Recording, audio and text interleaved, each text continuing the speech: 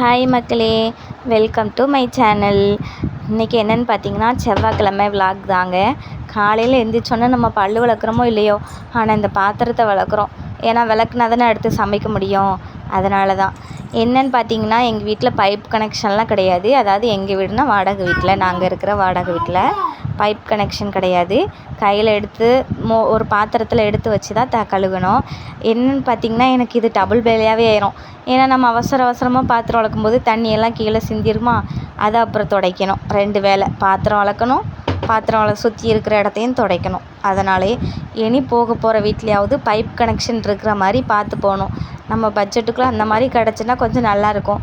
இப்போ என்னென்னு பார்த்திங்கன்னா, நாங்கள் இருக்கிற வீடு 5000 ரூபா. அதாவது நாங்கள் வரும்போது 3500 இருந்து வந்து முழுசாக 2 வருஷம் கூட ஆகலை. அதுக்குள்ளே 5000 ரூபாய் ஆக்கிட்டாங்க. 6 மாதத்துக்கு ஒருக்கா 500 ஏற்றி இந்த அளவுக்கு வந்துருச்சுங்க. கேட்டால் எல்லா இடமும் வாடகை கூட்டுறாங்க, அதனால தான் நாங்களும் வாடகை ஏற்றுறோம் அந்த மாதிரி சொல்கிறாங்க. என்ன பண்ணுறது, அவங்க வீடு அவங்க ஏற்றுறாங்க. எப்போவுமே நான் சாம்பார் வச்சா நல்லாவே வர மாட்டேங்குது. அதனால் இன்றைக்கி நான் என்ன பண்ணேன், யூடியூப்பில் பார்த்து ஒரு விதமாக சாம்பார் வச்சேன். ஃபஸ்ட்டு பருப்பு, அப்புறம் சின்ன வெங்காயம், ஜீரகம் போட்டு தனியாக வேக வச்சு எடுத்துக்கணும். அதுக்கப்புறம் ஒரு வடைச்சட்டியில் தாளித்து விட்டுட்டு வெங்காயம், தக்காளி, மிளகாய், அப்புறம் நம்ம என்ன காய்கறி, அதாவது கத்திரிக்காய் எல்லாம் போட்டு வதக்கி விட்டுட்டு கொஞ்சம் தண்ணி ஊற்றி மிளகாத்தூள் இதெல்லாம் போட்டு நல்லா வதக்கி விட்டுட்டு நல்லா கொதித்து வந்ததுக்கப்புறம் கடைஞ்சி வச்சுருக்க பருப்பை போட்டு அப்புறம் கொஞ்சமாக புளி ஊற்றி அப்புறம் கொஞ்சம் நேரம் சிம்மில் வச்சு இறக்கணும். இப்படி தான் போட்டிருந்து யூடியூப்பில். அந்த மாதிரி செஞ்சு பார்த்தேன். ஓரளவுக்கு நல்லா வந்திருந்து. பரவாயில்ல, ஓரளவுக்கு டேஸ்ட் ஓகே. இங்கே பாருங்க, நான் வாய்ஸ் கொடுக்குறேன், என் பொண்ணு வாய்ஸ் கொடுக்க விடாமல் அம்மா அம்மான்னு கத்திகிட்ருக்குது. இந்த மாதிரி தான் போயிட்டுருக்கு செவ்வாய்க்கிழமை. அவங்களுக்கு ஏற்கனவே 2 பேருக்கும் டிவி போட்டுவிட்டு சுட்டி டிவி போட்டு விட்டோம்னா நம்ம பாட்டுக்கு நம்ம வேலையை பார்க்கலாம். அதுவும் ஓரளவுக்கு தான் அமைதியாக இருப்பாங்க. அதுக்கப்புறம் கத்த ஆரம்பிச்சிருவாங்க, அழ ஆரம்பிச்சிருவாங்க. அந்த மாதிரி தான் டெய்லி வீட்டில் வேலை போயிட்டுருக்குது. அப்புறம் என் பையன் வந்துட்டு, அம்மா ஏதாட்டும் பண்டை கொடுமா அப்படின்ட்டு. அப்புறம் ஒரே ஒரு சாக்லேட் மட்டும் இருந்து அதை எடுத்து கொடுத்தாச்சு. பாருங்களேன் சந்தோஷத்தை. என்னம்மா. அப்புறம் வீடெல்லாம் பெருக்கிட்டு சரி இன்றைக்கி கோயிலுக்கு போகலான்னு நினச்சேனா, வேண்டாம் அப்படின்ட்டு முடிவெடுத்துட்டு குளிச்சுட்டு வந்தாச்சு.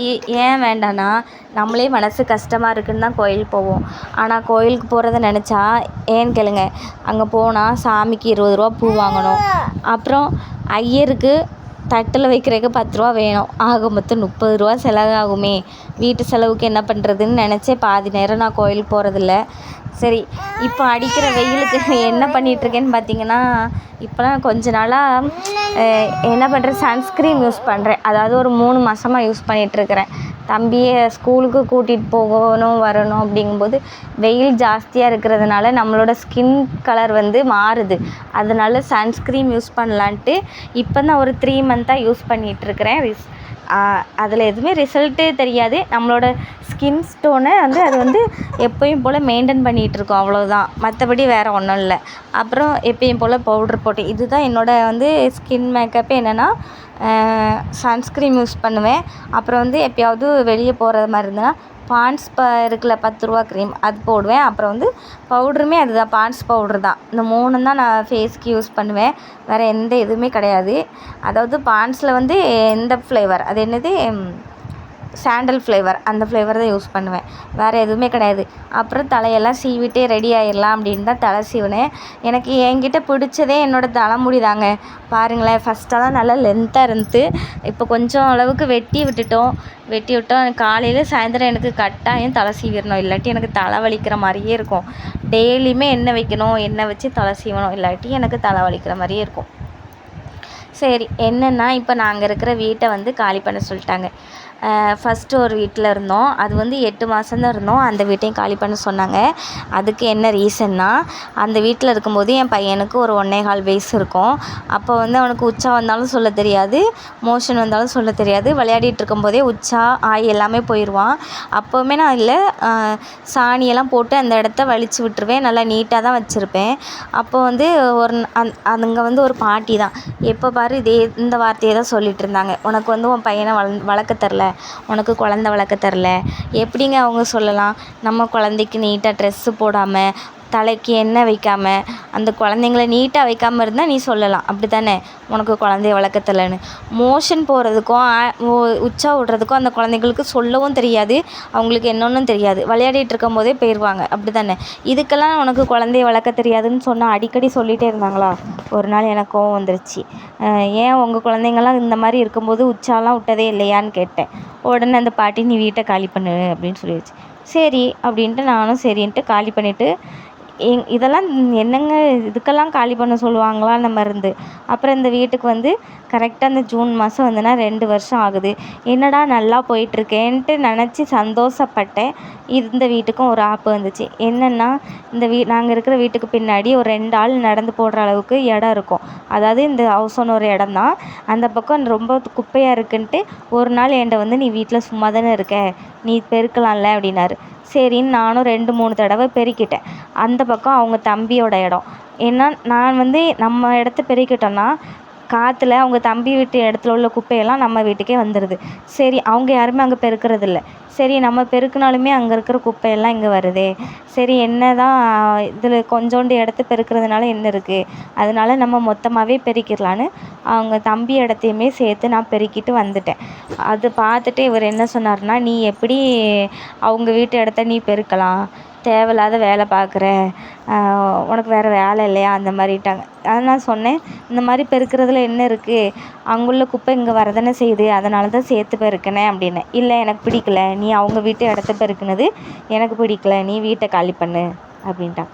சரி, நானும் காலி பண்ணுறேன்னு சொல்லிட்டேன்.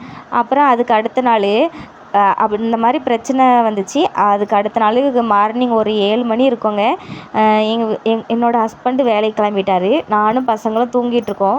ஏன்னா நான் எந்திரிச்சா குழந்தைங்களும் எந்திரிச்சிருவாங்க. 7 மணிக்கெலாம் எந்திரிச்சா அப்புறம் 10 மணிக்கெலாம் தூக்கத்துக்கு அழுவாங்கன்னு சொல்லிவிட்டு நானும் அவங்க தூங்குற வரைக்குமே பக்கத்தில் படுத்திருப்பேன். தூங்கிட்டு தான் இருந்தோம் எல்லாருமே. திடீர்னு வந்து யாரோ கதவு தட்டுற சத்தம். என்னடான்னு கதவு திறந்து பார்த்தா ஹவுஸ் ஓனர். சரின்னு திறந்துட்டு தள்ளு அப்படின்ட்டு என்னை தள்ள சொல்லிவிட்டு ஒரு கிழவங்க, அந்த கிழவன் 6 மணி ஆனால் குடிச்சிட்டு சுற்றுவான் இந்த தெருவில். அந்த தாத்தாவை கூட்டிகிட்டு வந்து, பாரு இதுதான் வீடு, 5000 வாடகை, 10,000 அட்வான்ஸு அப்படிங்கிறாரு. அப்படி சொல்லிவிட்டு அந்த தாத்தா போயிட்டார். அப்புறம் நான் யோசித்து பார்த்தேன், இதுவே இப்படியே பழகிட்டு இருந்தா அப்புறம் இன்றைக்கி கூட்டிகிட்டு வந்த மாதிரி ஒவ்வொரு நாளும் ஒவ்வொருத்தரையாக கூட்டிகிட்டு வருவார். இது சரியில்லை, அதனால் நம்ம தட்டி கேட்டுடலாம் அப்படின்ட்டு, நீங்கள் எப்படி நாங்கள் தூங்கிட்டு இருக்கும்போது நீங்கள் வந்து கதவு தட்டி வீடை காமிக்கலாம் அப்படின்னு நான் கேட்டேன். பெரிய பிரச்சனையாயிட்டு. என் வீட்டை நீ பார்க்கக்கூடாதுங்கிறியா அப்படின்ட்டு சொன்னார்.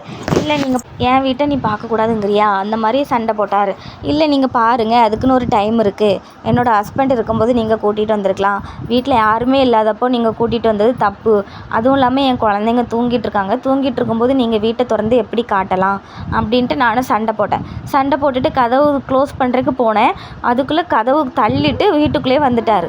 வந்தோடனே நான் என்ன பண்ணேன், பயத்தில் என்னோடய ஹஸ்பண்டுக்கு ஃபோன் அடித்து இந்த மாதிரி பிரச்சனை பண்ணுறாங்கன்னு ஃபோன் பண்ணி கொடுத்துட்டேன். அவர் ஃபோனில் நல்லா திட்டினார். நீங்கள் வந்து மணி 7 தான் ஆகுது, 7 மணி ஆகும்போது நீங்கள் எப்படி 7 மணி தான் ஆகுது, அதுக்குள்ளே நீங்கள் எப்படி வாடகை வீட்டுக்கு ஆள் கூட்டிகிட்டு வரலாம், அதுவும் நான் இல்லாத நேரம் நீங்கள் எப்படி இன்னொரு ஆளை கூட்டிகிட்டு வரலாம் அப்படின்ட்டு எங்கள் வீட்டுக்கார் நல்லா சத்தம் போட்டு விட்டுட்டாங்க. உடனே வீட்டுக்காரனையே வீட்டை பார்க்கக்கூடாதுங்கிறீங்க, என்ன தான் நியாயமோ தெரில அப்படின்ட்டு கத்திட்டு போயிட்டார். இந்த மாதிரியே பிரச்சனை போயிட்டு இருந்து வீடை காலி பண்ணுங்கன்னு சொல்லிட்டாங்க. சரின்னு நாங்களும் சொல்லிட்டோம். சொன்னதுக்கப்புறமே அடுத்த நாள் உடனே இந்த மாதிரி இன்னொரு ஆளை கூட்டிகிட்டு வந்துட்டார் பார்க்குறக்கு. நீங்களே சொல்லுங்கள், நான் ஒருத்தவங்க வீட்டில் குடியிருக்கும்போது அந்த வீட்டை வேற ஒருத்தவங்களுக்கு காட்டலாமா, இல்லை காட்டலாம் அப்படின்னு தான் அந்த வீட்டில் உள்ளவங்க பர்மிஷன் வாங்கிட்டு தானே காட்டணும். பர்மிஷனே இல்லாமல் நீ தள்ளுன்னு நம்மளை தள்ளி விட்டுட்டு வீட்டை திறந்து காட்டினா என்னங்க நியாயம்? நீங்களே கமெண்ட் பண்ணுங்கள். அவர் பண்ணது தப்பு இல்லையா, இல்லைன்னா நான் பண்ணதான் தப்பான்னு நீங்கள் கமெண்ட் பண்ணுங்கள். சரியா? இதுதான் எங்கள் பிரச்சனையே. பெருக்குனது குத்தமாயிட்டு அவருக்கு நான் பெருக்குனது அவங்க அதுவும் வேறு யாரும் இல்லைங்க, அவர் கூட பிறந்த தம்பி தான். தம்பி வீட்டில் உள்ள இடத்தையும் சேர்த்து பெருக்குனது அவருக்கு பிடிக்கலை, அதனால் காலி பண்ணுன்னு சொல்லிட்டார். சரி, நானும் காலி பண்ணுன்னு சொல்லிட்டேன். காலி பண்ணுறேன்னு சொல்லிட்டேன். 3 மாதம் இருக்குது. இன்னும் அந்த 3 மாதத்துல நம்ம மறுபடியும் இந்த வீட்டில் உள்ள பொருளெல்லாம் எடுத்து பேக் பண்ணி மறுபடியும் நம்ம பட்ஜெட்டுக்கு தகுந்த மாதிரி வீடு கிடச்சி அங்கே போய் எல்லாத்தையும் செட் பண்ணணும்னு நினைக்கும்போது ரொம்பவே கஷ்டமாக இருக்குது. ஏன்னா அது ரொம்ப பெரிய வலிங்க. வாடகை வீட்டில் இருக்கிறவங்களுக்கு மட்டும்தான் அந்த வலி தெரியும்.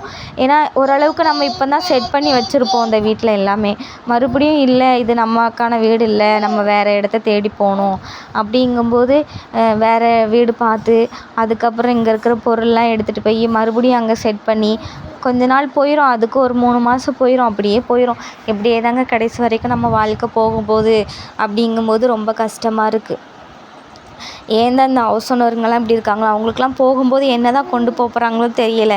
அவங்க அண்ணன் தம்பி பிரச்சனை என்னவா இருக்கட்டும், இருந்தால் என்ன குப்பையை பெருக்குனதில் என்னங்க வந்துட போகுது. அதுக்காக இந்த மாதிரி ஈகோ பிடிச்சவங்களாம் இருப்பாங்களான்னு எனக்கு தெரியலை. மொத்தத்தில் நான் ஒன்று நல்லா புரிஞ்சுக்கிட்டேன். இந்த கிழவன் கிழவி 2 பேரும் இருக்கிற இடத்துல, அதாவது வயசானவங்க, மரியாதையே இல்லைங்க அவங்களுக்கு. நம்ம மரியாதை கொடுக்கவே கூடாதுங்க இந்த மாதிரி ஆட்களுக்கெல்லாம். நம்மளை வாடகை வீட்டில் இருக்கிறவங்க நம்மளை பார்த்தா நாய் மாதிரி அவங்களுக்கு தெரியுமோ என்னதோ தெரியலை. அந்த மாதிரி தான் நம்மளை ட்ரீட் பண்ணுவாங்க. அது பண்ணக்கூடாது, இது பண்ணக்கூடாது, வாசல் பெருக்கலை, நீ வீட்டில் சும்மா தானே இருக்க. எங்கள் குழந்தைங்கள வச்சுட்டு நம்ம என்னங்க பண்ண முடியும்? வேலைக்கு போக முடியுமா? இல்லாட்டி என்ன தான் பண்ண முடியும்? குழந்தைய வச்சுருந்தா வீட்டில் சும்மா தாங்க இருக்க முடியும். ஏதோ அவர் நமக்கு சோறு போடுற மாதிரி எப்போ பாரு வீட்டில் சும்மா தானே இருக்க, அது பண்ண வேண்டியதானே, இது பண்ண வேண்டியதானே, நம்மளை நாய்ப்படாத மாதிரி பாடாப்படுத்தி எடுப்பாங்க. அதனால் அவங்களுக்கு மரியாதை கொடுக்காமல் இருக்கிறதுல தப்பே இல்லை. அதனால் அந்த கிழவன் கிளவி இருக்கிற இடத்துலலாம் கண்டிப்பாக வாடகைக்கே போகக்கூடாதுன்னு நல்லா பட்டு திருந்திட்டேங்க. இனிமையாவது நல்ல இடம் ஹவுஸ் ஓனராக பார்த்து, ஆனால் என்ன பண்ணுறது, இருந்து பார்த்தா தான் தெரியும் நல்ல ஹவுஸ் ஓனராக இல்லையான்ட்டு. என்ன செல்லவங்களுக்கு அமையுது, செல்லவங்களுக்கு அமைய மாட்டேங்குது. இந்த மாதிரி தான் நம்மளை பாடாப்படுத்தி எடுக்கிறாங்க. இப்படி தான் போயிட்டுருக்குது வாழ்க்கை. என்ன புலம்புறதுக்கு யாருமே இல்லைன்னு பார்த்தேன். கடைசியில் நீங்கள் தான் கிடச்சிருக்கீங்க. இது தாங்க நிலமை இப்போதைக்கு. 3 மாதத்துல இன்னொரு வீடு பார்த்துட்டு போனோங்க. பாய்.